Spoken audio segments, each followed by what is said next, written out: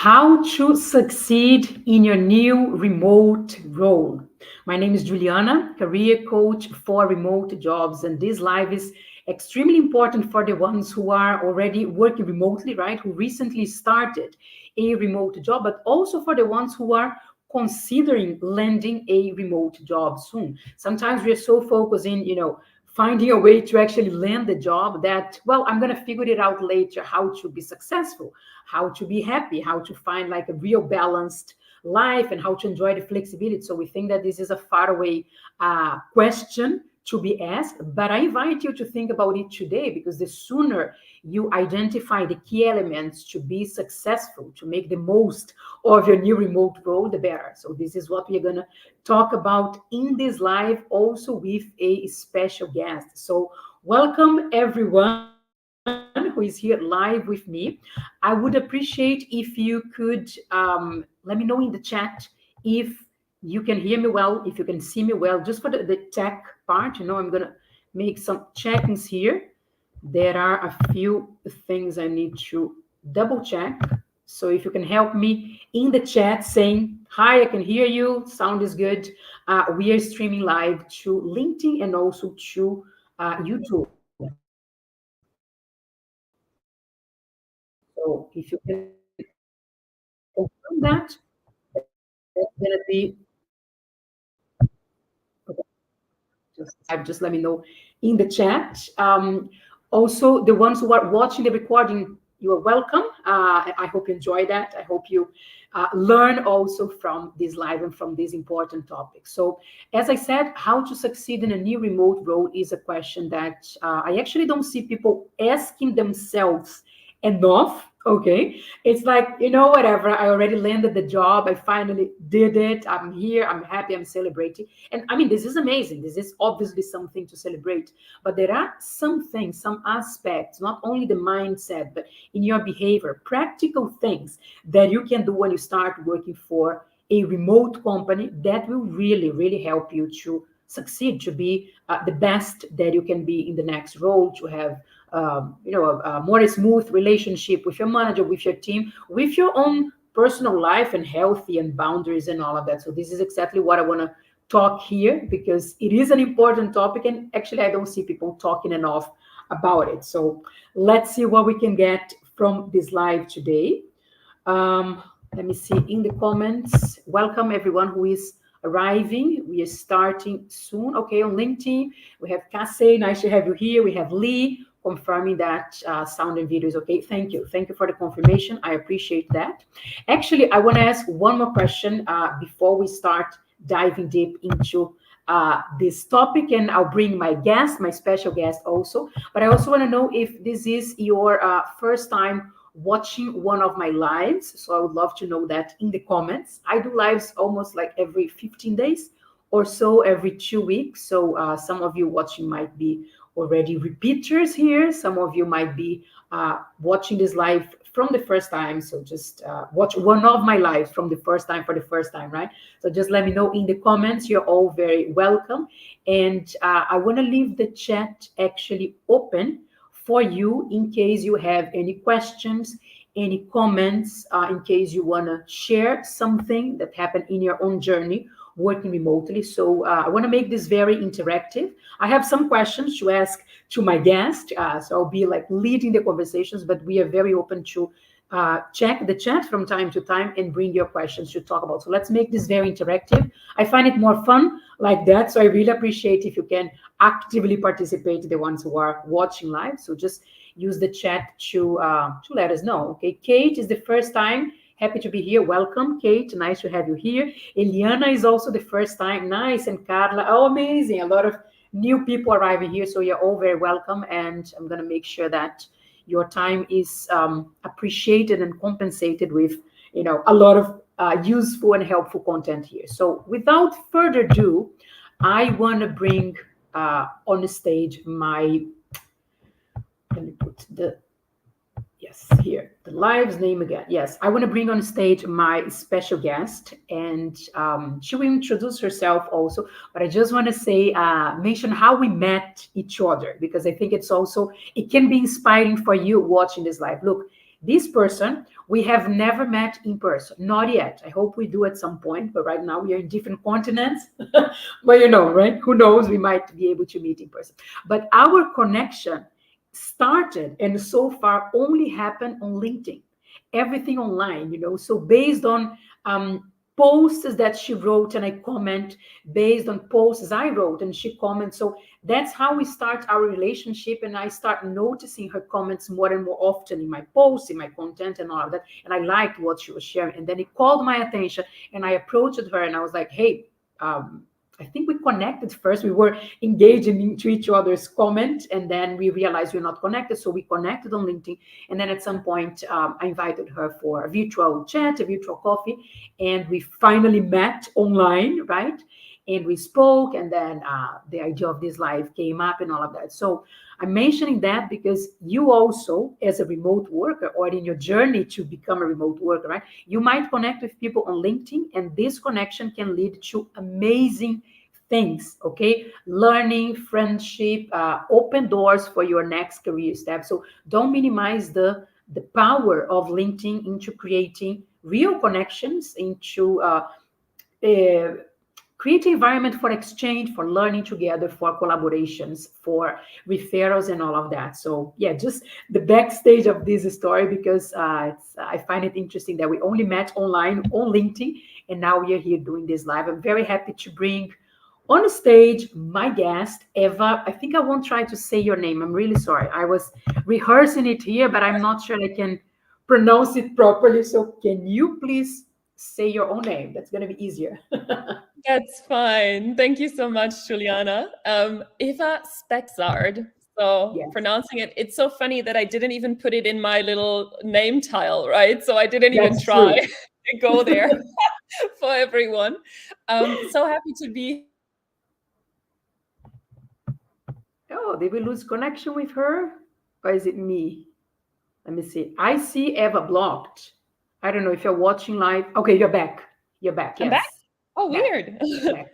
Yeah. I was just saying Internet. that It internet, happens. like the beauty of remote work, right? Beauty of virtual connections.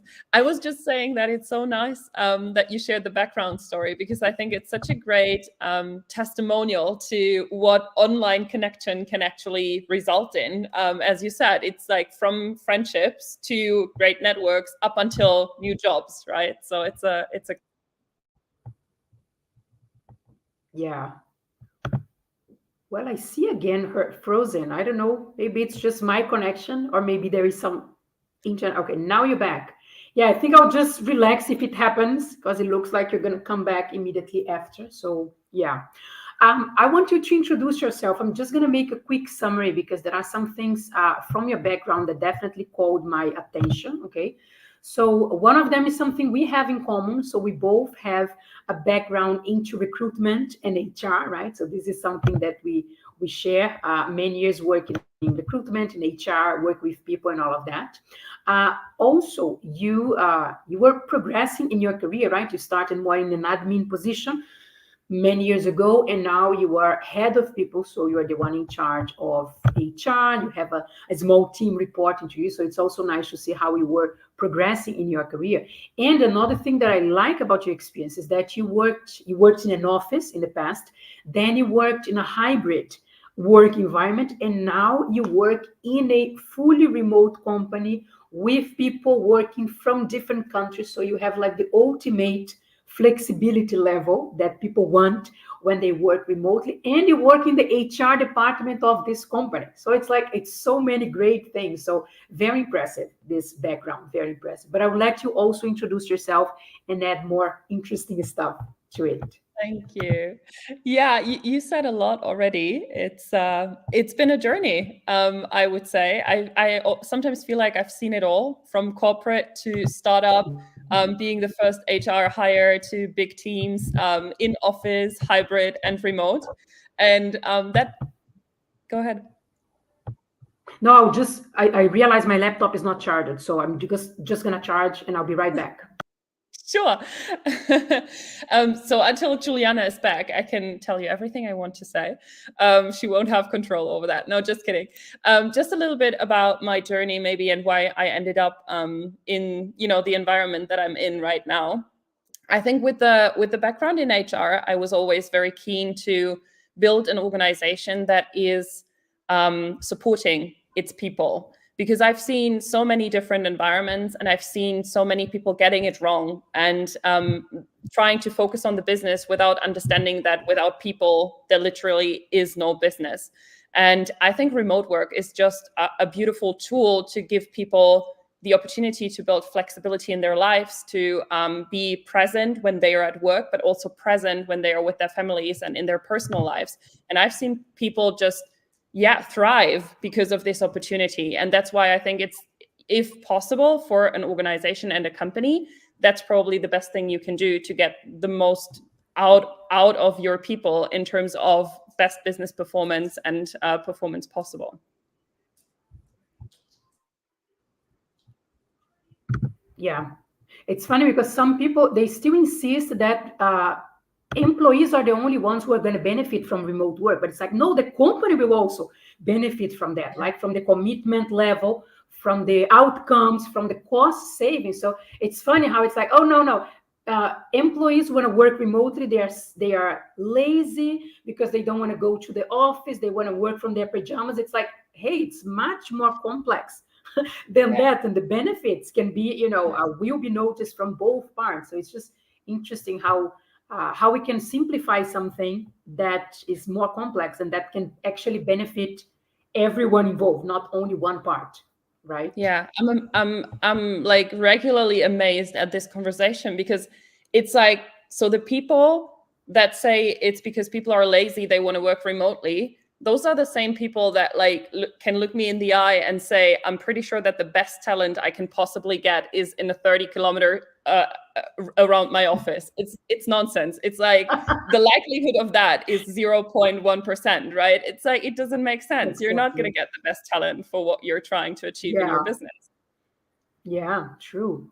And that leads me to the first question, Eva, I want to ask you. But once again, if you're watching live, please use the chat to share your comments. I'm sure you want to also know from Eva, so use the chat. I'm going to be checking it from time to time. But I want to start with a question that when I saw your profile for the same time, it came to my mind. Like, I saw that this journey, right, from the office to hybrid environment, and now for many years already working in fully remote companies. But how did you get into that? How did you start your journey working remotely?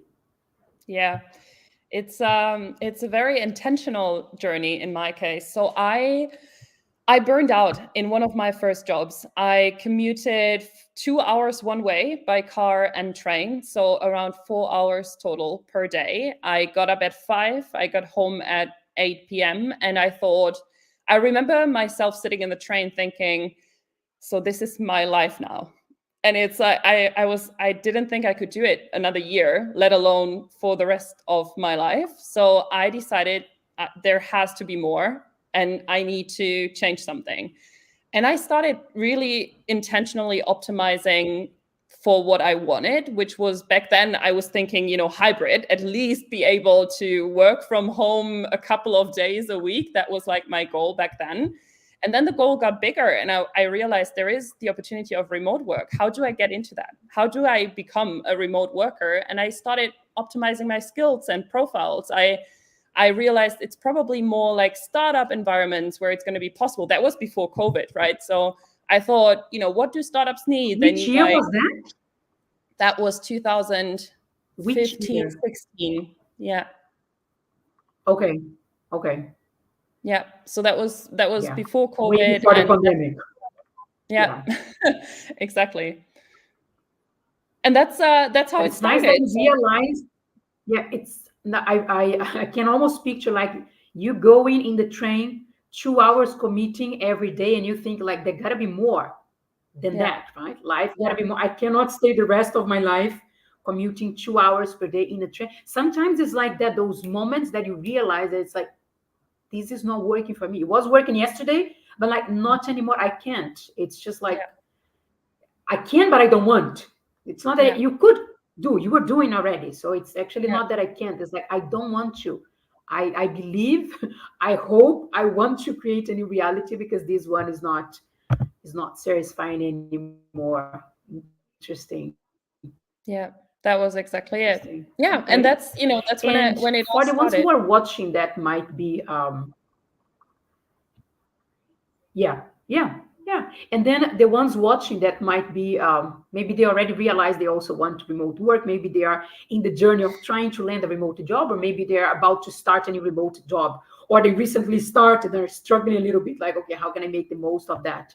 Um, I want to ask you this because you not only have remote work experience, but as I said, you work in the HR department of a fully remote company. So I find it interesting because you see the succeeding in a remote role from different perspectives, right? From the company side, from your own perspective, because you also are a remote work, you deal directly with the new hires in the company. So it's very interesting your perspective about it. So in your experience, Eva, what is the main mistake that a new hire, someone that just started a remote role, does that might cause their job? Like, what is this one thing, if you could highlight one, the main mistake or the most common one that you see among the people who just started working remotely? What is that?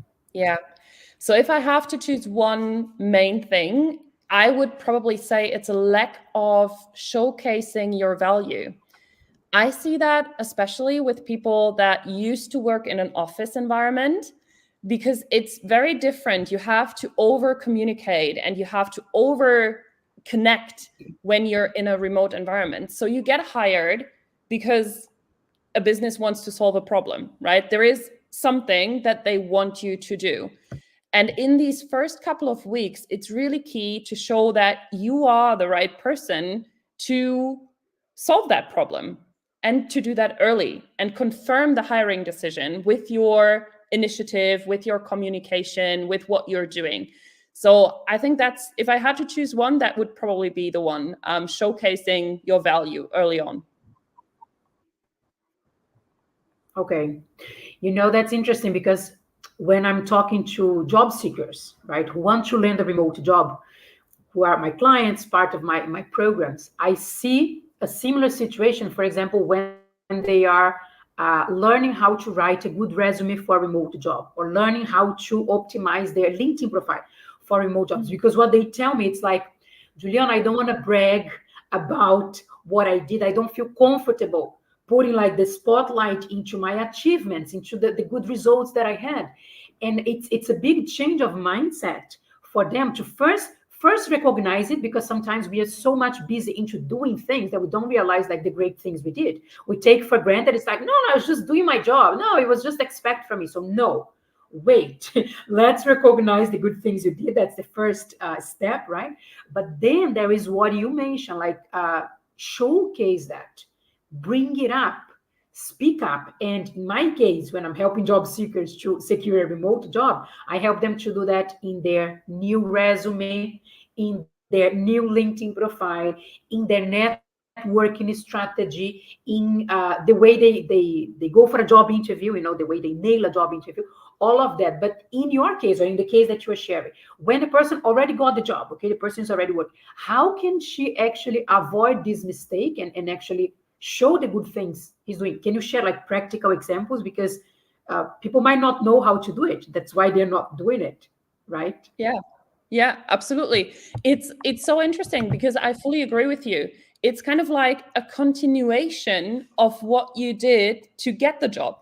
So you updated your profile, you updated your LinkedIn, you're showcasing Yeah. your achievements, and you have to continue doing that, especially in the first couple of weeks of your new remote job. You can practical advice. If your manager, some startups specifically, some other companies, they don't have a perfect onboarding process, right? That cannot keep you from making a great impression during your onboarding. So you cannot sit back and say, well, they didn't invite me to a one-on-one, so I'm not going to speak to them, I guess. I'm just going to silently do my job. No, you don't. You are going to invite this person to a one-on-one. You're going to set up coffee chats with other people, with peers, with people in the leadership team. You're going to say, hey, I want to get to know you. This is what I did. You want to give me some feedback? Asking people for feedback, asking people for help. Super powerful, because people love to give feedback and people love to help, actually. You know, a lot of people, if you've been hired, it's an investment for the company. They want you to succeed. You just have to give them the opportunity to see that you're actually doing your job and that you're adding value to the organization. Yeah, that has a lot to do with taking ownership, right, of your career. Because as you said, sometimes there is not a one-on-one meeting with your manager in the first days of your new contract, and then you're like, okay, I'm just gonna wait whenever they want to talk to me. So this passive behavior will not help, especially in a remote work environment, because if you are in an office, people at least see you there, right? You're there in the chair, in the table, they see that you're there. But if you're working remotely, as they won't see you, you need to be doing something. You need to show what you're doing. So this taking initiative, taking ownership is very important, right? And that is related to the other question I wanted to ask you, because you're mentioning about the onboarding, the beginning, right? The initial months that are crucial, because probably if you don't pass those initial 60, 90 days, your contract will be terminated. So you want to make sure that you are very good at you have to be, right? Because otherwise the contract might finish. So focusing on that, I landed the job, okay, great, I'm here. And then I have my initial 3 months, 90 days in this new job, probably also linked to your probation period. Do you call it like that in your company? Yes. Probation period? Yeah, probation period. So the time that you're still under evaluation, and the company can still say, hey, you know what, this is not working, we're going to finish the contract and all of that. So it's not a permanent contract yet, right? You're still under evaluation. So Eva, based on your experience also, what are, let's say, 3 key elements that help professionals to perform well, to be their best version into these initial months of the contract? Yeah. Okay, so the 3 main things. I would say the first one is maybe even the most important one: get to know people and connect. We all know, and I know that you teach that to people in your programs as well, networking is super important. And that's not just outside of your company, but also inside of the company that you work at. So get to know the people, connect with them, join Slack channels, have coffee chats. Just make use of all the connection opportunities that the remote company is offering. There might be, Friday calls or after work like sessions or any hobby groups, running teams, anything. Just immerse yourself into the company culture and become a part of it. Network internally. That's number 1. Mm-hmm. The second one I would say is asking for help. So as I said, you've been hired for a reason and you don't have to figure it all out yourself. So I've seen that too often.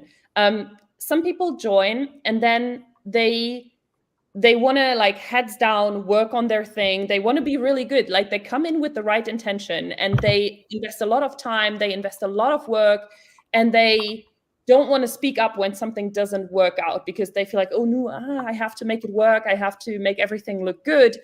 And then it goes downhill and then it's too late. And that's unnecessary because, over communicate, be very transparent. The team and the company, they want you to succeed.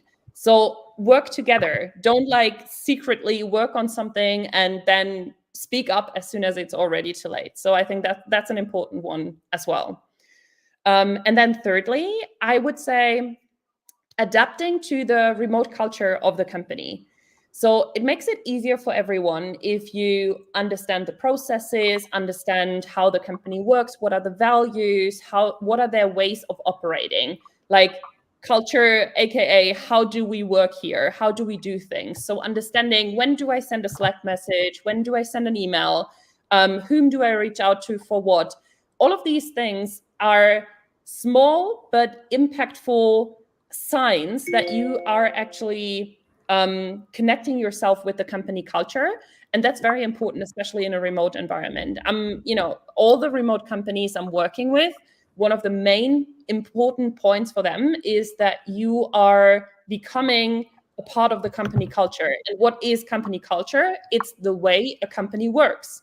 So the sooner you align your ways of working with how the company works, the better. Yeah, I totally agree with the three things you mentioned, but I want to talk about the second one, the asking for help, right? Because I can almost picture that, like people landed a remote job and then they might be at some point that imposter syndrome, like, oh my goodness, now they're going to realize that I'm not that good or that I don't have, all this experience or whatever. Those, those crazy thoughts that comes to our mind when we achieved something we wanted so much.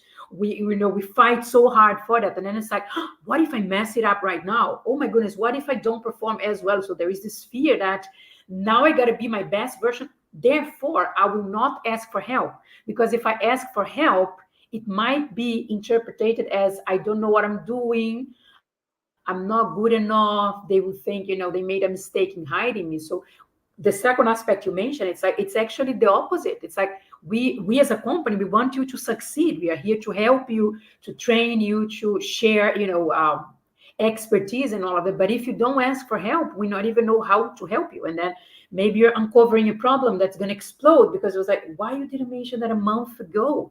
Oh no, I didn't. So asking for help is not a sign of weakness, but it's a sign of I really care about this job. I'm fully committed. I really want to understand the detail of the detail. I want to learn how to do it. So it's so important, but I can almost see why people don't do it, because it's a bit counterintuitive somehow. Yeah. Right? Yeah, absolutely. Yeah. Yeah. Yeah. Thanks for sharing that. Very good. I have some questions here in the chat, so let me bring them here on the screen so everybody can see them. Let me see. Okay, so Tayana. Oops. Again. Yes. First time here. Welcome. Nice to have you here, Tayana. I'd love to know how to find jobs to work from home as executive assistant or similar. Seems impossible. Yes. Eva, you also probably noticed that, but it was much easier to land a remote job, let's say, before the pandemic and during the pandemic, comparing to now, right? There were less people competing for remote jobs. There was less general interest about it. And now some companies that temporarily embrace remote work, they are forcing people back into the office, and some of them did like massive layoffs. So yeah, Tayan, I agree with you. It can seem sometimes impossible to land a remote job as executive assistant, similar, but also other jobs. So it's a very very competitive job market. That's why it's so important to have the right strategy, understand how this market really works, benefit from things that are not only applying for jobs. So one of the things that you mentioned, Eva, like the networking, right? Extremely important. I talk about it like almost every day with my clients. So Tayana, this is like a topic on itself. I could do one full live about it. I did actually many lives about it. And this is exactly what I help my clients with. So I think we won't have time to go very deep, but I totally hear you. And I agree. It seems to be impossible, but it's not impossible because people are still landing jobs. I have many examples from my clients, but I hear you. It's challenging. But yeah, there are ways to do that. Thank you for your question. We have another question here. Let me bring it here. Computer is a bit slow, so I'm clicking and it's not answering me. Let me see now. Now, finally, yeah, can say. Question: what is the best way to smoothly transition from work? No, sorry. I clicked a long time ago and now it's shifting. Okay, I'm not touching anything. Look, what is the best way to smoothly transition from working at a large organization to joining a fully remote, smaller and medium-sized company? So Eva, what is your takeaway about it? What can you share with her? Yeah, I can relate to that a lot. So I think the main thing is getting comfortable in the uncomfortable. So there is, in smaller or medium-sized companies, there's just a lot of things that are not clear yet. And that's actually a great advantage. So when you're coming from a larger organization, then usually there's processes around a lot of things. There is, a lot more compliance consideration and all these things. So that can be a big advantage for you when you transition into a fully remote, smaller company, because you can share your learnings and you can step up and take ownership and say, I've learned that, this might be a good way to do it. Not all the big company processes work for small businesses, so you have to differentiate a little bit. But I do think that it's a great advantage actually to also show your value and showcase how your experience can be beneficial for this smaller company, because you can show them, how to set up a process around a certain thing in your expertise, because you've learned it at a bigger company.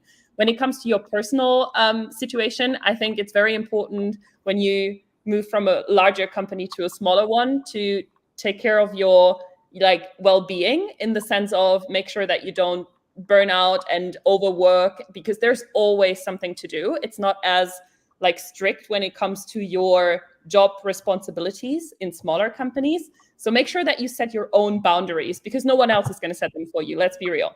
So in smaller companies, it doesn't happen very often that there's no, you shouldn't do that. There's someone else doing it, because often there is no one else doing it. So everyone's happy if someone takes it on. So if you're a people pleaser kind of person, make sure to set your boundaries right.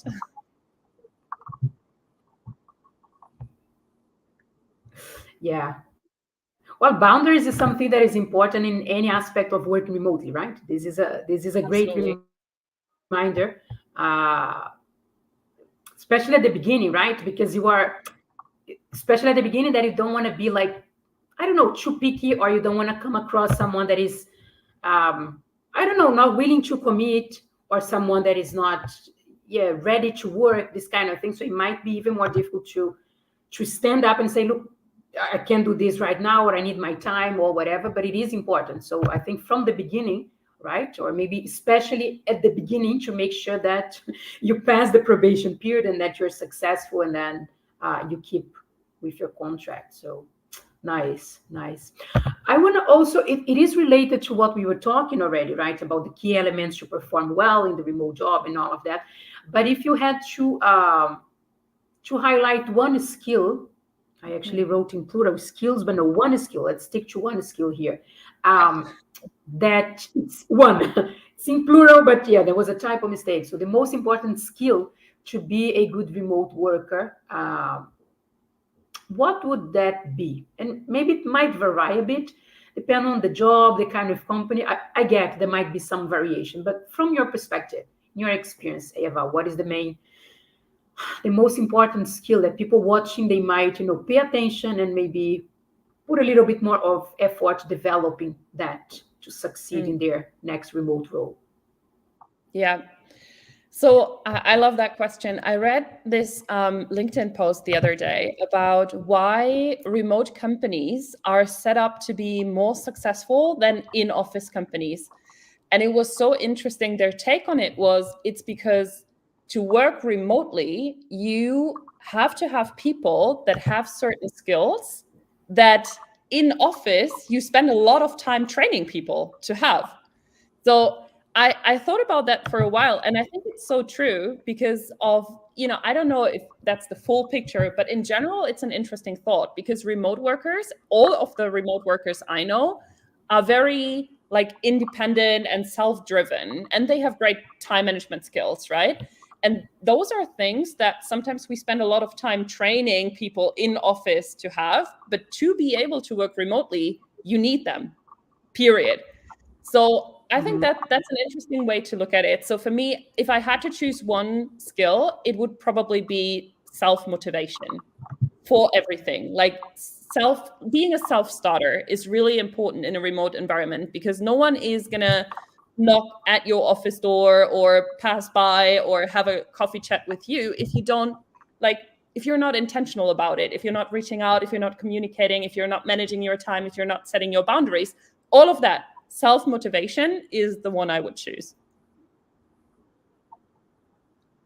Yeah, nice, interesting. If I had to choose one, I think I would say communication. And it's totally related to what you said, right? But like when we work remotely, communication is even more important in all different shapes, like written communication, verbal communication on a video call, right? But all levels of communication, because there are some elements that people won't be able to see your face if you're like surprise face, like you read an email, you're like, oh, they won't understand that because they won't see your face when you're reading the email. So they won't know that you're confused. They won't know that you are sad, that you're feeling lost, whatever. So communicating, I would even add over communicating, is extremely important. It's very connected to self-motivation, as you said, right? So if I communicate properly, it will probably help me to keep more motivated, will make it easier for people to approach me and to help me and to work closely with me and keep a nice, healthy relationship. But yeah, communication is something that if it's not present in a remote work environment, things will crack at some point. So if we put those two things together, communication and self-motivation, I think we are increasing a lot the chances that people are successful. Yeah, I agree. Yes. I agree. And I bet you see that a lot. Let me bring you another question. Search as well. Yeah, I think you see that in the job search as well. The communication part is like it like transitions into the onboarding phase as well, because you need that in the job search phase just as much. Self-motivation too. So that's interesting. Yeah.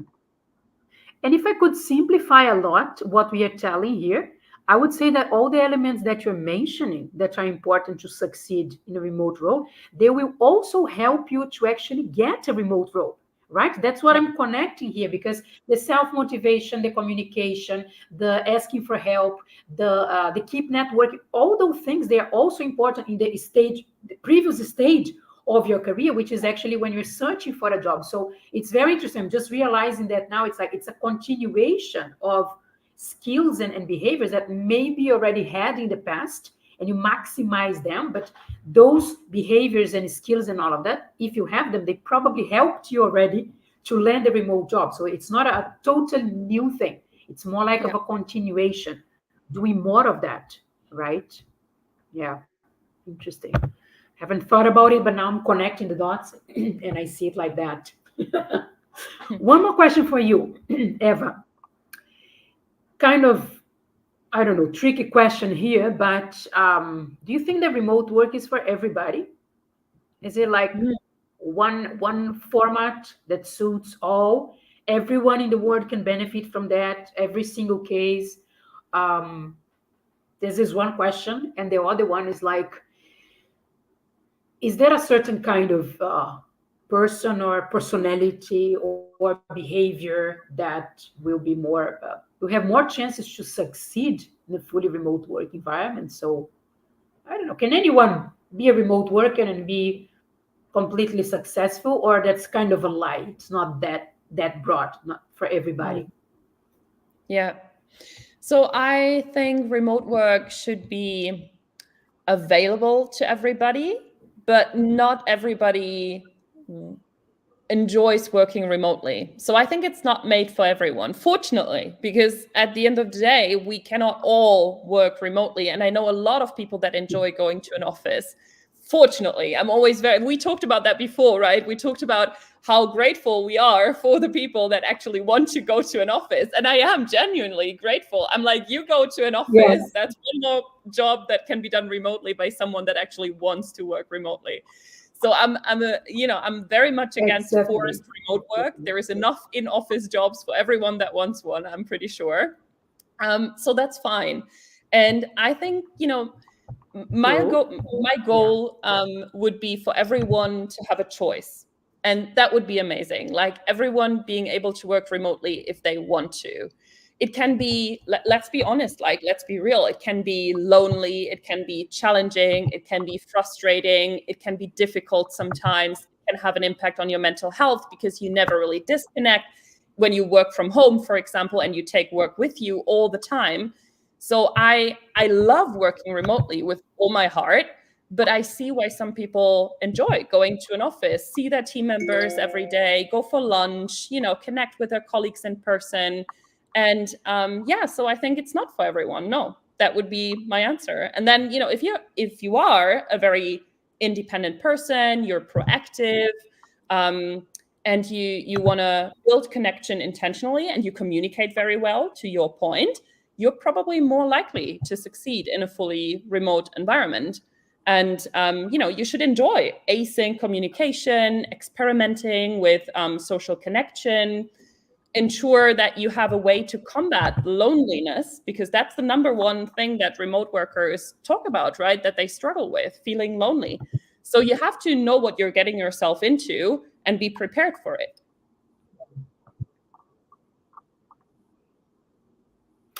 It's not perfect, right? And it's still work. It's like you need to deliver, you're going to have deadlines, you're going to have pressure, you're going to take care of yourself.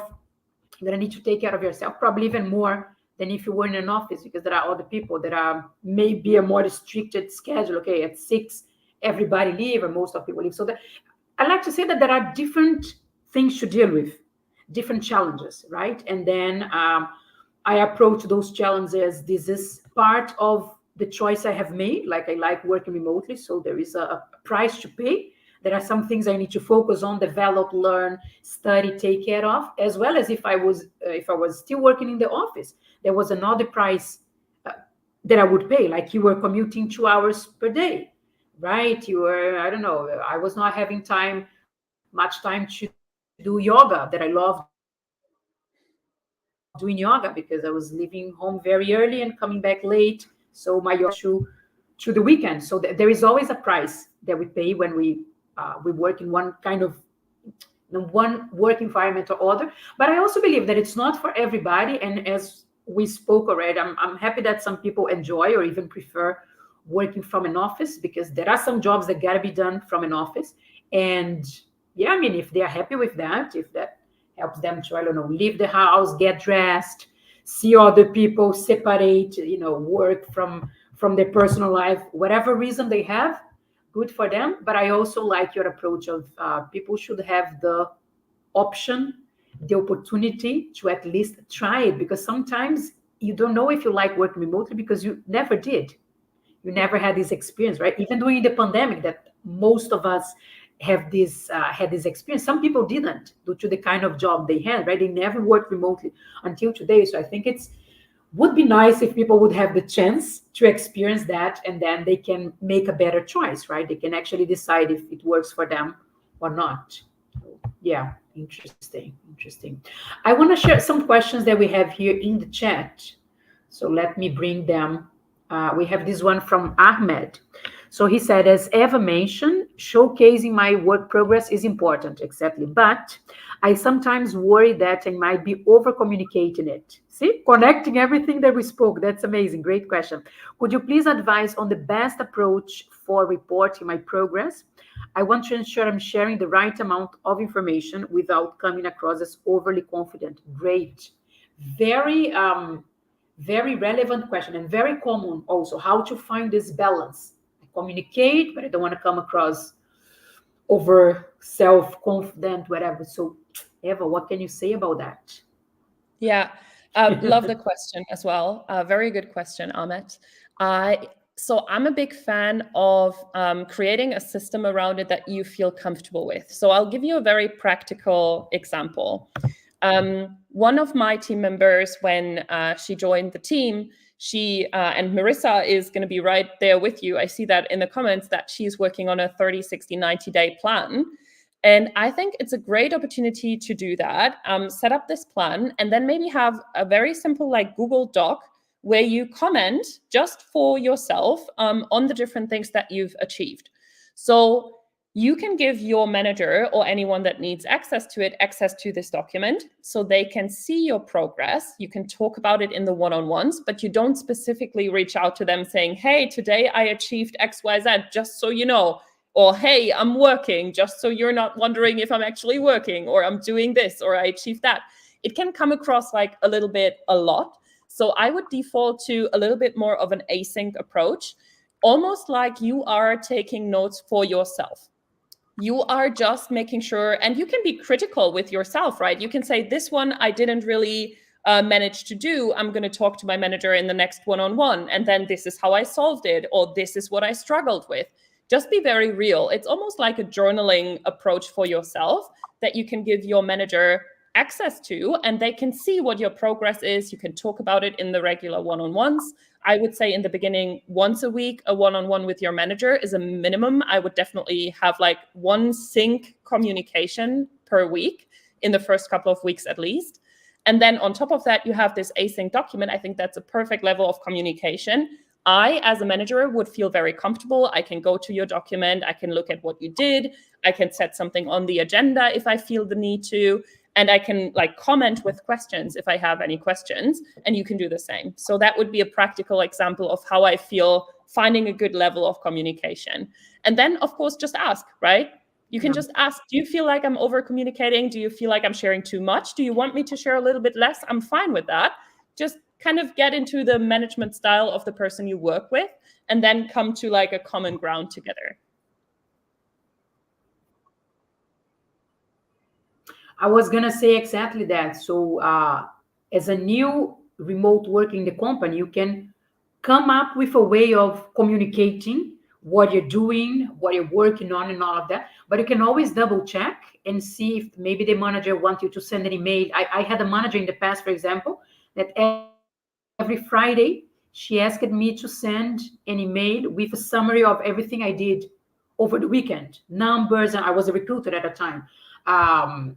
Numbers, positions open, and positions that were more hard to work on. So she told me, like, every Friday I want you to send a summary of the week, what is working, the positions you close, what you're struggling with. So I don't know how we got into that, but I know that at some point there was the agreement, right? Every Friday I was going to send that, and we had a team meeting Friday morning. So Friday morning was a team meeting, and then Friday afternoon I was sending this thing. But it came along with time, so I was sending some emails here and there, some Slack, and as I send me this via email. So at the end, we came up with that. So maybe there is not yet a way created, Ahmed, and for everyone watching, right?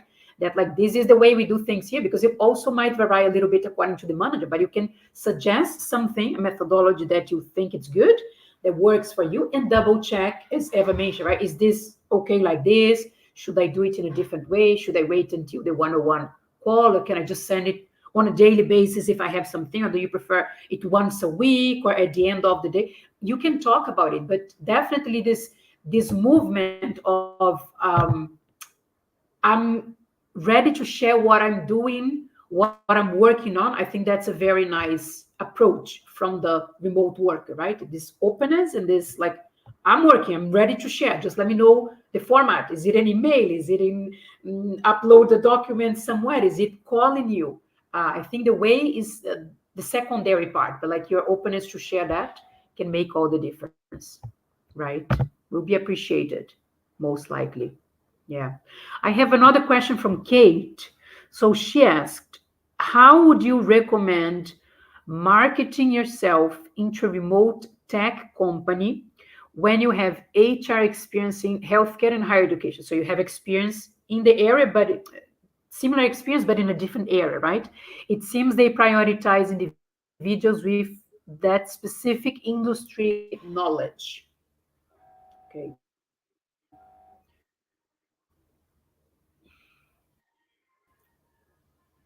Okay.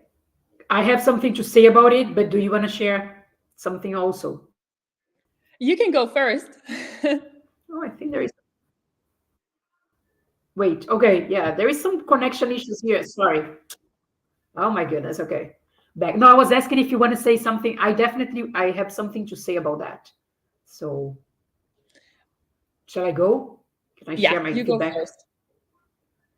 Okay, I'll go first. Okay. So Kate, I noticed that there are two approaches that remote companies, but also companies that are not remote, they can have. Some of them will want to hire someone that has previous education in the same industry. Sometimes this is a requirement, or this is a preferred requirement, right? If there are two people, one from the tech industry and someone from healthcare or higher education, they might go for someone with previous experience in the industry, like a more linear approach, which can be very limiting, because how will people ever change industries If they want, they just give opportunity to people in the same industry. So you're limiting your opportunities actually from the company's perspective. But some companies do like that. And other companies, they will be more open to consider people with experience in other industries. If you showcase your skills in the right way, if in your resume, in your LinkedIn, in the job interview, you see that, like, I haven't worked here, but I understand the industry, I understand the issues. I consider I can bring my experience here and add value. And some companies will even say this brings diversity and different perspectives to it. So they might find it even more interesting. So in my experience, there are those two approaches to it. And it's normally very difficult to change the mindset of the manager. And like, if the person is close-minded about, oh, I want tech experience, most likely you won't really be able to convince the person. That's my experience. So I would say keep trying to find companies that are more open to it already, so you don't need to fight for that. You are going to be more welcome, more well received, because they already know they already have in their team people from different industries, so they appreciate that, they like it, they are open to it. So that's my experience. If it's you're finding difficulties, it's because you're probably coming across companies that want like a more linear experience in the same area. But if you don't have it, you will not be able to compete with the ones that have it. So keep searching for other companies that are a bit more open-minded in this specific aspect. That's my feedback. I don't know if you want to add something, Eva. Well, first of all, fully agree with everything you shared and you said. Maybe just adding one tiny, like very practical advice or suggestion. There's a lot of people that did that, probably. There's a lot of people that went from the healthcare industry HR position to a tech situation HR position. I would try and find these people, understand what they did, network with them, see what companies they joined, how they did it. It might also be a great opportunity for you to post on LinkedIn about, I'm an HR professional in the healthcare industry. Here is how my skills are great for tech companies. And then you share, what you think you bring to the table, and see who resonates with your post, and reach out to people and start connecting with them. I think it's a great opportunity to be a little more intentional about building your career in the mid to long term. And, you will probably connect with great people, learn a bunch of stuff, and it will definitely increase your chances of landing that job in the tech industry, in my experience. Yeah. And when you identify people who changed industries, you also identify the companies they are working for. So you know already that company is more open to hire people who changed the industry. So don't need to reinvent the wheel. You go for, they went from the industry I had, and they are in the industry I want to have in the future. So it means that company they're working now embrace that kind of industry change. So it's worthy for me as a job seeker to keep an eye, to network with people, to pay attention in the open positions in that company and all of that. Yeah. Nice. Very good. And then we have a very nice feedback here, a comment in the chat. Let me put it here. I can't see the name of the person. Sorry, it's just showing up as LinkedIn user. But look how beautiful it is. Thanks to remote work, I have been able to see my son grow and be there for him. Time you invest in your family is key. I love that. That's so true. That's everything we are talking about here. Yeah. Everything we are talking about here, technical stuff, whatever.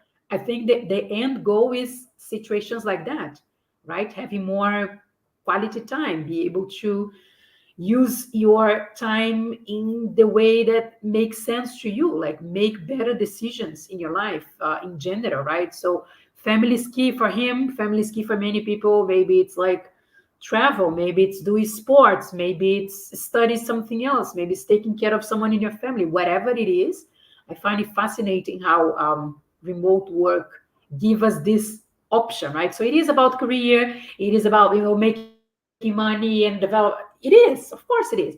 But when I see this kind of comment, it's this is for me, this is the end goal, right? It's you live a better life, and work is is actually supporting the lifestyle you want to have. So yeah, whoever wrote that, I can see the name. Thank you very much. That was very nice.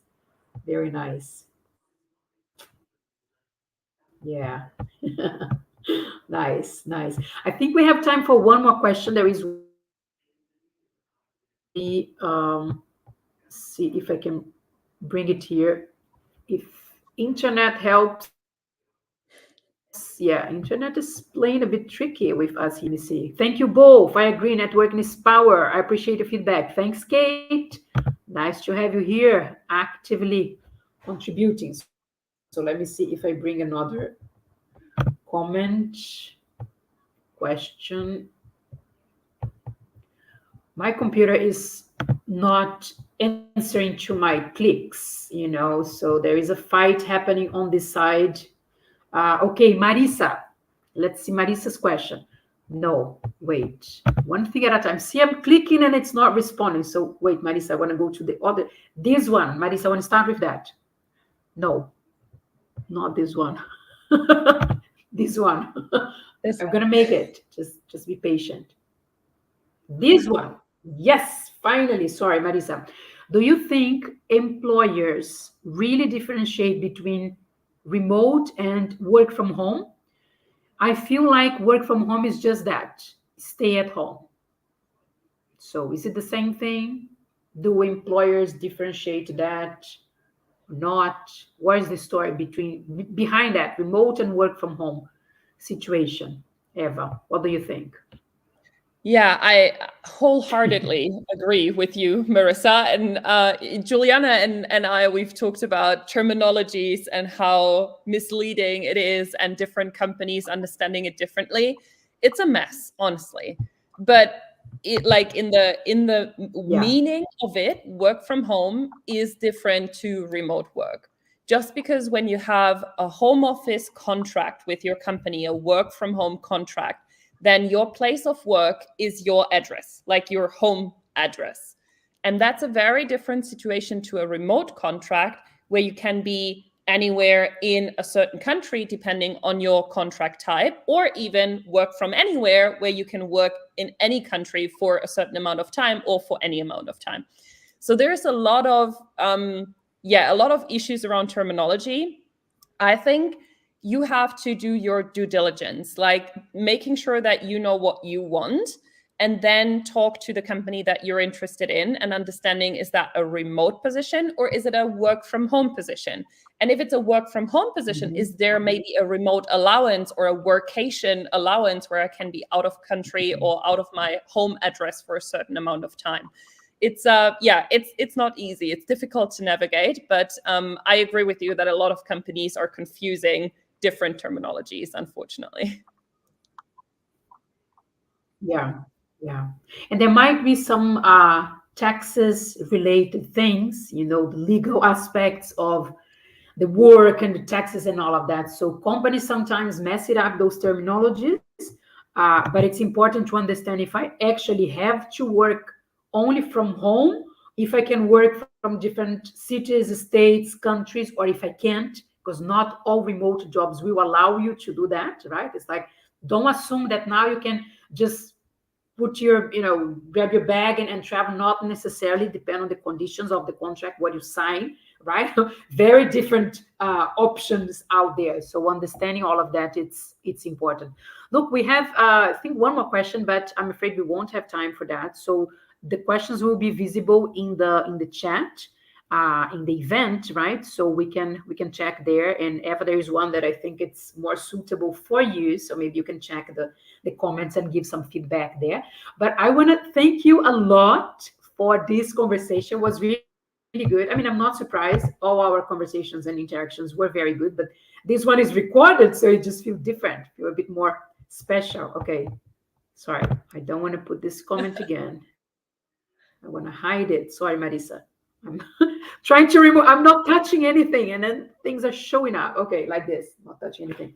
So, Eva, once again, it was very nice having you here. Thank you for sharing all your expertise. I like the way you communicate. You're very clear, very direct. I like that. I appreciate this kind of approach. So I'm sure it was very, very helpful. For the ones watching live, I would love to read your comments and see if you enjoy the live, if you get something out of it, if you got something out of it, your takeaway. So please share in the chat one takeaway that you had from this live. That's a very nice feedback that we can get from you if you were here until now and if you appreciated that. So thank you in advance for sharing. If you're watching the recording also, thank you for your time. Eva, thank you. Thank you once again. Okay. Thank you so much. Thank you for having me. It was a blast. Thanks everyone for joining. Bye. Ciao.